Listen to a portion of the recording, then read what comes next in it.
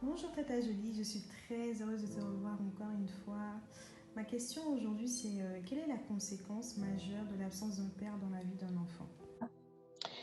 Oui, si la personne a été abandonnée d'une manière ou d'une autre, en tout cas que elle a eu les sentiments d'avoir été abandonnée par son père, le père n'est plus là, elle est dans un foyer, mais ce qui va la poursuivre, au fait, c'est vraiment ses sentiments d'abandon. Du coup, effectivement, elle aura une attitude et un comportement vis-à-vis de son mari.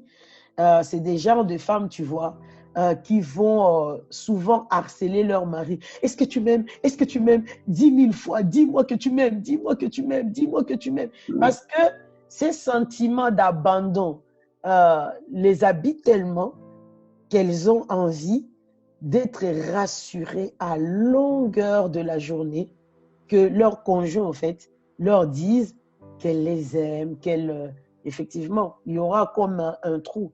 Maintenant, la guérison n'est pas forcément de retourner voir le père pour que le père... non, en fait. Il faut que cette personne arrive, en fait, à gérer, enfin, à régler, à déraciner ces sentiments de rejet qu'elle a laissé s'installer dans son cœur.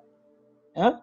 Et puis, déjà trouver la sécurité. Ok, j'ai eu un père défaillant qui m'a négligé, qui m'a rejeté, mais au-dessus de mon père qui m'a rejeté, j'ai un père par excellence, au fait.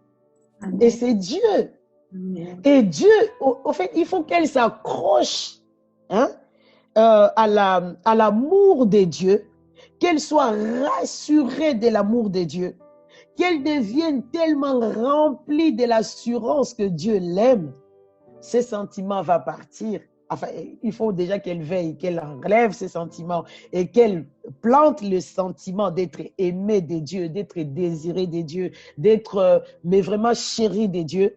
Une fois le sentiment d'amour de Dieu est là, elle va être rassurée, elle sera en sécurité. Elle va arrêter d'harceler son mari, en fait.